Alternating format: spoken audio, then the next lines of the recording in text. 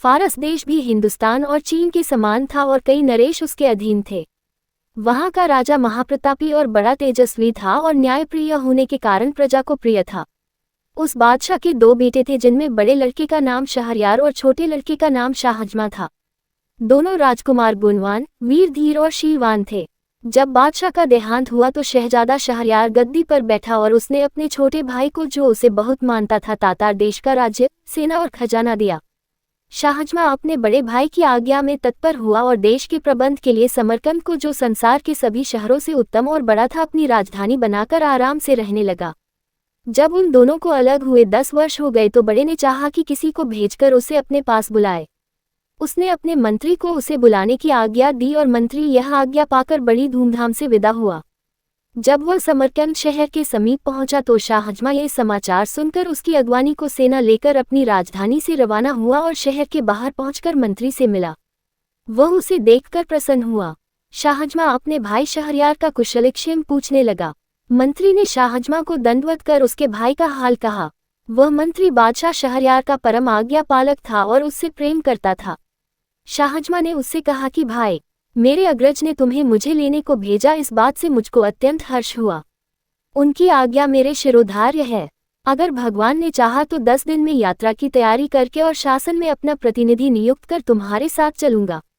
तुम्हारे और तुम्हारी सेना के लिए खाने पीने का प्रबंध सब यही हो जाएगा। अतएव तुम इसी स्थान पर ठहरो। अतएव उसी स्थान पर खाने पीने आदि की व्यवस्था कर दी गई और वे वहां रहे। इस अवसर पर बादशाह ने यात्रा की तैयारियां की और अपनी जगह अपने विश्वास पात्र मंत्री को नियुक्त किया। एक दिन सायं अपनी बेगम से, जो उसे अति प्रिय थी, विदा ली और अपने सेवकों और मुसाहिबों को लेकर समरकंद से चला और अपने खेमे में पहुंचकर मंत्री के साथ बातचीत करने लगा। आधी रात होने पर उसकी इच्छा हुई कि एक बार बेगम से फिर मिल आऊं। वह सबसे छुपकर अकेला ही महल में पहुंचा। बेगम को उसके आने का संदेह तक न था। वह अपने एक तुच्छ और कुरूप सेवक के साथ सो रही थी। शाहजमा सोचकर आया था कि बेगम उसे देखकर अति प्रसन्न होगी। उसे दूसरे मर्द के साथ सोते देखकर एक क्षण के लिए उसे काट मार गया। कुछ संभलने पर सोचने लगा कि कहीं मुझे दृष्टि भ्रम तो नहीं हो गया। लेकिन भलीभांति देखने पर भी जब वही बात पाई तो सोचने लगा, ये कैसा अनर्थ है कि मैं अभी समरकंद नगर की रक्षा भित्ति से बाहर भी नहीं निकला और ऐसा कर्म होने लगा। वह क्रोधाग्नि में जलने लगा और उसने तलवार निकालकर ऐसे हाथ मारे कि दोनों के सिर कटकर पलंग के नीचे आ गए। इसके बाद दोनों शवों को पिछवाड़े की खिड़की से नीचे गड्ढे में फेंककर वह अपने खेमे में वापस आ गया। उसने किसी से रात की बात न बताई। दूसरे दिन प्रातः ही सेना चल पड़ी। उसके साथ के और सब लोग तो हंसी खुशी रास्ता काट रहे थे, किंतु शाहजमा अपनी बेगम के पाप कर्म को याद करके दुखी रहता था और दिनों दिन उसका मुंह पीला पड़ता जाता था। उसकी सारी यात्रा इसी कष्ट में बीती। जब वह हिंदुस्तान की राजधानी के समीप पहुंचा और शहरयार ने ये सुना तो वह अपने सारे दरबारियों को लेकर शाहजमा की अभ्यर्थना के लिए आया। जब दोनों एक दूसरे के पास पहुंचे तो अपने अपने घोड़े से उतर कर गले मिले और कुछ देर तक एक दूसरे की कुशलक्षेम पूछकर बड़े समारोहपूर्वक रवाना हुए। शहरयार ने शाहजमा को उस महल में ठहराया जो उसके लिए पहले से सजाया गया था और जहां से उद्यान दिखाई देता था। वह महल बड़ा और राजाओं के स्वागत योग्य था। फिर शहरयार ने अपने भाई से स्नान करने को कहा। शाहजमा ने स्नान करके नए कपड़े पहने और दोनों भाई महल के मंच पर बैठकर देर तक वार्तालाप करते रहे। सारे दरबारी दोनों बादशाहों के सामने अपने अपने उपयुक्त स्थान पर खड़े रहे। भोजनोपरांत भी दोनों बादशाह देर तक बातें करते रहे। जब रात बहुत बीत गई तो शहरयार अपने भाई को आतिथ्य गृह में छोड़कर अपने महल को चला गया। शाहजमा फिर शोकाकुल होकर अपने पलंग पर आंसू बहाता हुआ लौटता रहा। भाई के सामने वह अपना दुख छुपाए रहा, लेकिन अकेला होते ही उस पर वही दुख सवार हो गया और उसकी पीड़ा ऐसी बढ़ गई जैसे उसकी जान लेकर ही छोड़ेगी। वह एक क्षण के लिए भी अपनी बेगम का दुष्कर्म भुला नहीं पाता था। वह अक्सर हाय हाय कर उठता और हमेशा ठंडी सांसें भरा करता। उसे रातों को नींद नहीं आती थी। इसी दुख और चिंता में उसका शरीर धीरे धीरे घुलने लगा। शहरयार ने उसकी ये दशा देखी तो विचार किया कि मैं शाहजमा से इतना प्रेम करता हूँ और उसकी सुख सुविधा का इतना ख्याल रखता हूँ, फिर भी सदैव ही इसे शोक सागर में निमग्न देखता हूँ। मालूम नहीं इसे अपने राज्य की चिंता खाई जाती है या अपनी बेगम का विछोह सताता है। मैंने इसे यहाँ बुलाकर बेकार ही इसे शोक संताप में डाल दिया। अब उचित होगा कि इसे समझा बुझाकर और उत्तमोत्तम हित वस्तुएं देकर समरकंद वापस भेज दूं ताकि इसका दुख दूर हो सके। ये सोचकर उसने हिंदुस्तान देश की बहुमूल्य वस्तुएं थालों में लगाकर शाहजमां के पास भेजी और उसका जी बहलाने के लिए तरह तरह के खेल तमाशे करवाए, लेकिन शाहजमां की उदासी कम नहीं हुई बल्कि बढ़ती ही गई। फिर शहरयार ने अपने दरबारियों से कहा कि सुना है यहाँ से 2 दिनों की राह के बाद एक घना जंगल है और वहाँ अच्छा शिकार मिलता है, इसलिए मैं वहाँ शिकार खेलने जाना चाहता हूँ। तुम लोग भी तैयार होकर मेरे साथ चलो और शाहजमां से भी चलने को कहो, क्योंकि शिकार में उसका जी लगेगा और उसका चित्त प्रसन्न होगा। शाहजमां ने निवेदन किया कि मेरी तबीयत ठीक नहीं है, इस कारण मुझे शिकार पर जाने से माफ करें। शहरयार ने कहा, अच्छी बात है, अगर तुम्हारा यही रहने को जी चाहता है तो रहो, लेकिन मैं तैयारी कर चुका हूँ, मेरे अपने भृत्यों के साथ शिकार के लिए जाता हूँ। शहरयार के जाने के बाद शाहजमां ने अपने निवास स्थान के द्वार अंदर से बंद कर लिए और एक खिड़की पर जा बैठा। वहां से शाही महल का उद्यान दिखाई देता था। शाहजमां सुवासिक पुष्पों और पक्षियों के कलरव से अपना जी बहलाने लगा, लेकिन मकान और बाग की शोभा से जी बहलाने पर भी उसे अपनी पत्नी के दुराचार की कचोट बनी रहती। जब संध्या हुई तो शाहजमां ने देखा कि राजमहल का एक चोर दरवाजा खुला और उसमें से शहरयार की बेगम 20 अन्य स्त्रियों के साथ निकली। वे सब उत्तम वस्त्रों और अलंकारों से शोभित थीं और इस विश्वास के साथ कि सब लोग शिकार पर चले गए हैं, बाग में आ गईं। शाहजमां खिड़की में छुपकर बैठ गया और देखने लगा कि वे क्या करती हैं। दासियों ने उन लबादों को उतार डाला जो पहनकर वे महल से निकली थीं। अब उनकी सूरत स्पष्ट दिखाई देने लगी। शाहजमां को ये देखकर आश्चर्य हुआ कि जिन 20 को उसने स्त्री समझा था उनमें से 10 हबशी मर्द थे। उन 10 ने अपनी अपनी पसंद की दासी का हाथ पकड़ लिया। सिर्फ बेगम बगैर मर्द की रह गई। फिर बेगम ने आवाज दी, मसूद, मसूद। इस पर एक हृष्ट पुष्ट हबशी युवक जो उसकी आज्ञा की प्रतीक्षा में था एक वृक्ष से उतरकर बेगम की ओर दौड़ा और उसका हाथ पकड़ लिया। उन 11 हबशियों ने 10 दासियों और बेगम के साथ क्या किया उसका वर्णन मैं लज्जावश नहीं कर सकूंगा। इसी भांति वे आधी रात तक बाग में विहार करते रहे। फिर बाग के हौज में नहाकर बेगम और उसके साथ आए 20 मर्द औरतों ने अपने कपड़े पहने और जिस चोर दरवाजे से आए थे उसी से महल में चले गए और मसूद भी बाग की दीवार फांदकर बाहर चला गया। ये कांड देखकर शाहजमां को घोर आश्चर्य हुआ। उसने सोचा कि मैं तो दुखी हूं ही, मेरा बड़ा भाई मुझसे भी अधिक दुखी है। यद्यपि वह अत्यंत शक्तिशाली और वैभवशाली है तथापि इस दुष्कर्म को रोकने में असमर्थ है, फिर मैं इतना शोक क्यों करूं? जब मुझे मालूम हो गया कि यह नीच कर्म संसार में अक्सर ही होता है तो मैं बेकार ही स्वयं को शोक सागर में डुबोए दे रहा हूं। ये सोचकर उसने सारी चिंता छोड़ दी और साधारण रूप से रहने लगा। पहले उसकी भूख मिट गई थी, अब वह जाग गई और वह नाना प्रकार के स्वादिष्ट व्यंजन मंगाकर खाने लगा और संगीत नृत्य आदि का आनंद लेने लगा। जब शहरयार शिकार से लौटा तो शाहजमां ने बड़ी प्रसन्नतापूर्वक उसका स्वागत किया। शहरयार ने उसे शिकार किए हुए बहुत से जानवर दिखाए और कहा कि बड़े खेद की बात है कि तुम शिकार पर नहीं गए, वहां बड़े आनंद की जगह है। शाहजमां बादशाह की हर बात का हंसी खुशी उत्तर देता था। शहरयार ने सोचा था कि वापसी पर भी शाहजमां को दुख और शोक में डूबा पाएगा, लेकिन इसके विपरीत उसे प्रसन्न और संतुष्ट देखकर बोला, ए भाई, भगवान को बड़ा धन्यवाद है कि मैंने थोड़ी ही अवधि में तुम्हें प्रसन्न और व्याधिमुक्त देखा। अब मैं तुम्हें सौगंध देकर एक बात पूछता हूँ, तुम वह बात जरूर बताना। शाहजमां ने कहा, जो बात भी आप पूछेंगे मैं अवश्य बताऊंगा। शहरयार ने कहा, जब तुम अपनी राजधानी से यहाँ आए थे तो मैंने तुम्हें शोक सागर में डूबा देखा था। मैंने तुम्हारा चित्त प्रसन्न करने के लिए अनेक उपाय किए, भांति भांति के खेल तमाशे करवाए, किंतु तुम्हारी दशा जैसी की तैसी रही। मैंने बहुत सोचा कि इस दुख का कारण क्या हो सकता है, किंतु इसके सिवा कोई कारण समझ में नहीं आया कि तुम्हें अपनी बेगम की विछोह का दुख है और राज्य प्रबंध की चिंता है। किंतु अब क्या बात हुई जिससे तुम्हारा दुख और चिंता दूर हो गई? शाहजमां ये सुनकर मौन रहा, किंतु जब शहरयार ने बार बार यही प्रश्न पूछा तो वह बोला, आप मेरे मालिक हैं, मुझसे बड़े हैं, मैं इस प्रश्न का उत्तर न दूंगा क्योंकि इसमें बड़ी निर्लजता की बात है। शहरयार ने कहा कि जब तक तुम मुझे यह न बताओगे तब तक मुझे चैन न आएगा। शाहजमां ने विवश होकर अपनी बेगम के कुकर्म का सविस्तार वर्णन किया और कहा कि मैं इसी कारण दुखी रहता था। शहरयार ने कहा, भैया, ये तो तुमने बड़े आश्चर्य की, असंभव सी बात बताई। ये तो तुमने बड़ा अच्छा किया कि ऐसी व्यभिचारिणी को उसके प्रेमी सहित मार डाला। इस मामले में कोई तुम्हें अन्याय नहीं कह सकता। मैं तुम्हारी जगह होता तो मुझे एक स्त्री को मारने से संतोष न होता, 1000 स्त्रियों को मार डालता। बताओ कि मेरे बाहर जाने पर यह शोक किस प्रकार दूर हुआ?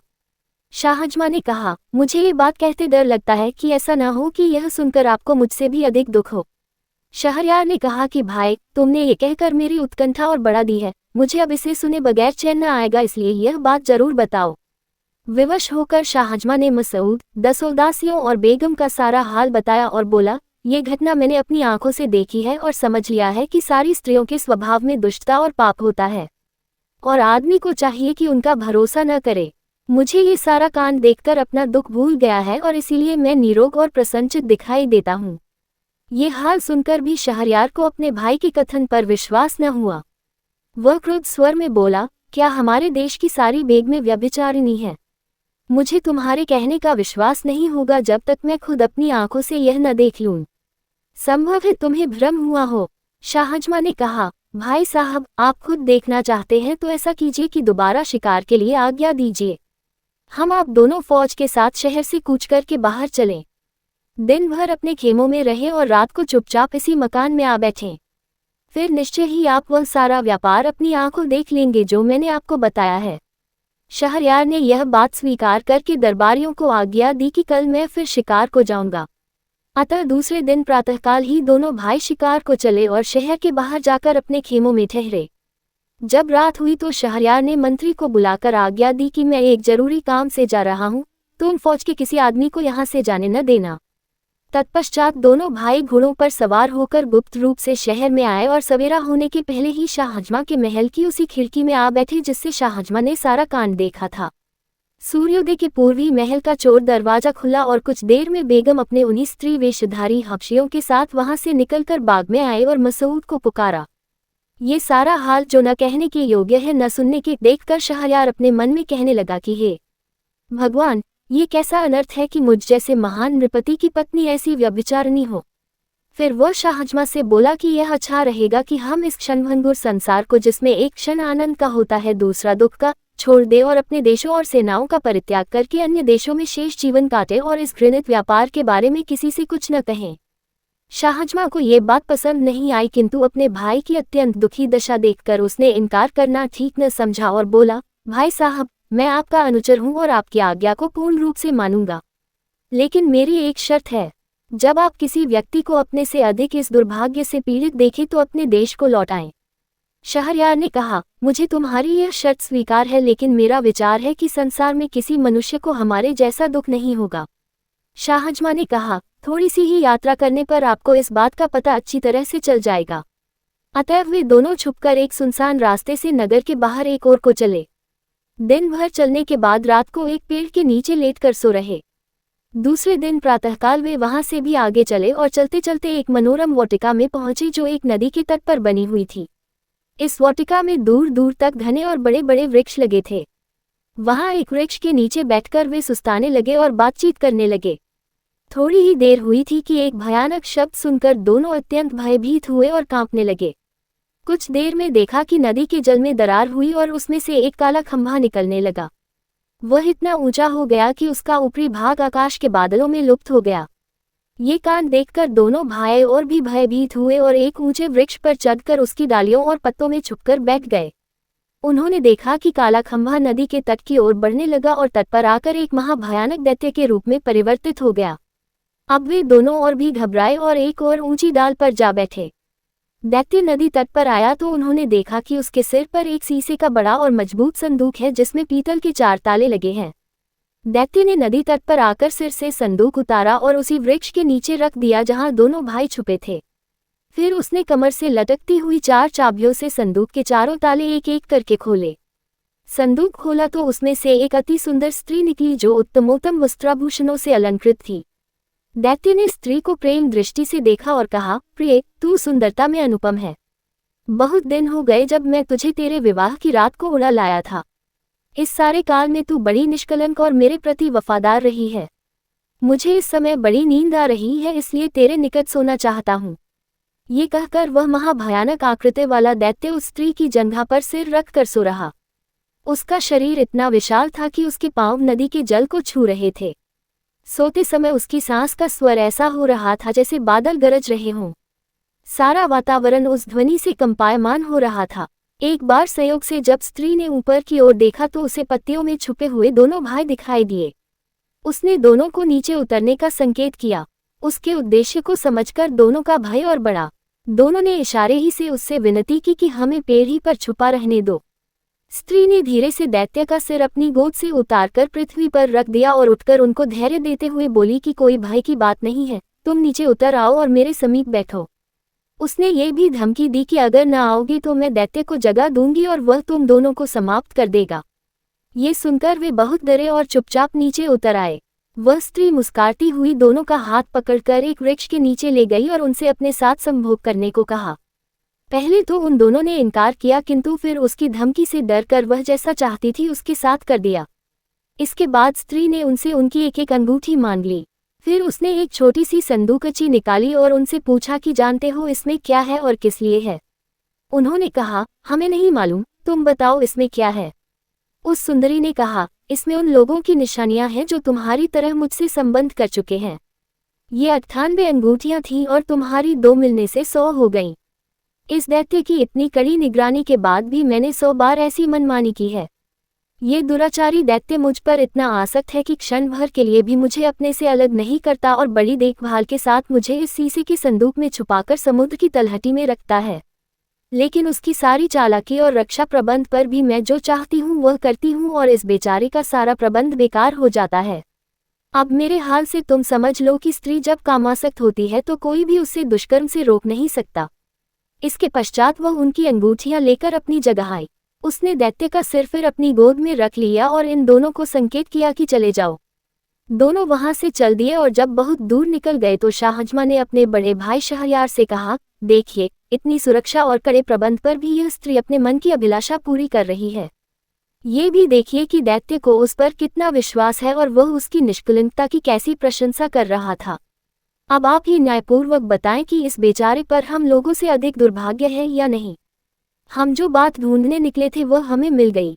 अब हमें चाहिए कि अपने अपने देशों को चले और किसी स्त्री से विवाह न करें, क्योंकि शायद ही कोई स्त्री निष्पाप हो। चुनांचे शहरयार ने अपने छोटे भाई के कहने के अनुसार ही काम किया और वहां से दोनों शहरयार की राजधानी को चले। 3 रातों बाद वे अपनी सेनाओं में पहुंचे। शहरयार ने आगे शिकार पर न जाना चाहा और राजधानी को वापस आ गया। महल में जाकर उसने मंत्री को आज्ञा दी कि वह बेगम को ले जाकर मृत्युदंड दे। मंत्री ने बादशाह की आज्ञानुसार ऐसा ही किया। फिर शहरयार ने 10 व्यभिचारिणी दासियों को अपने हाथ से मार डाला।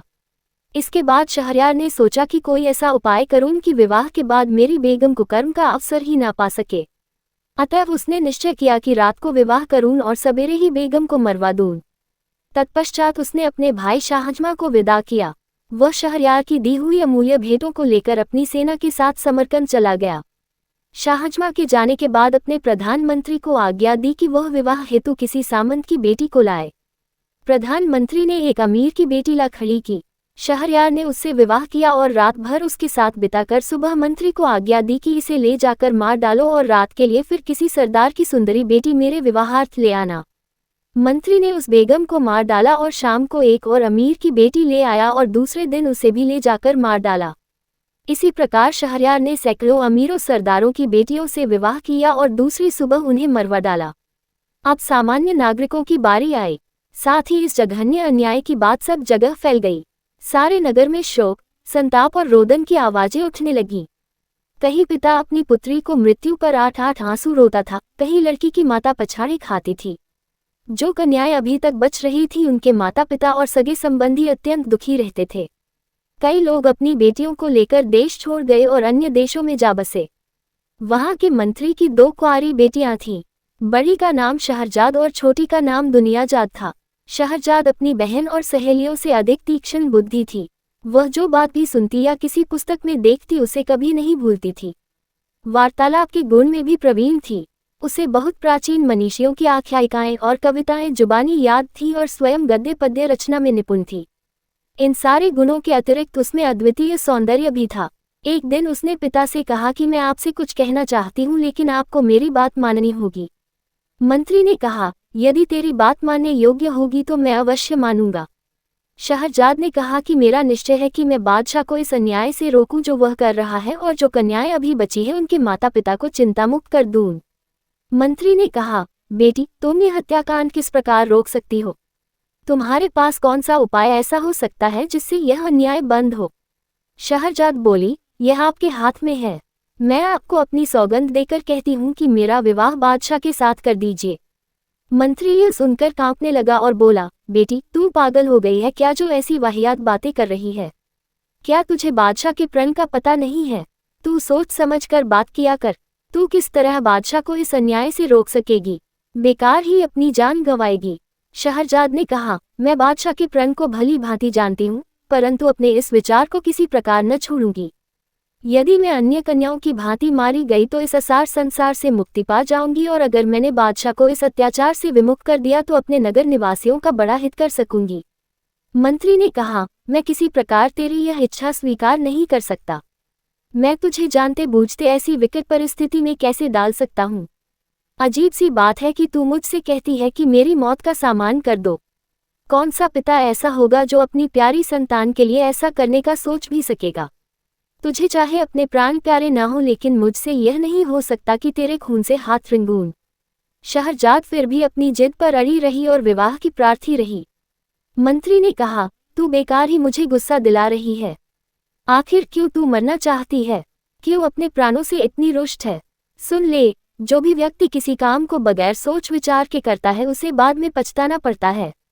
मुझे भय है कि तेरी दशा उस गधे की तरह न हो जाए जो सुख से रहता था किंतु मूर्खता के कारण दुख में पड़ा। शहरजाद ने कहा, ये कहानी मुझे बताइए। मंत्री ने कहानी सुनाई।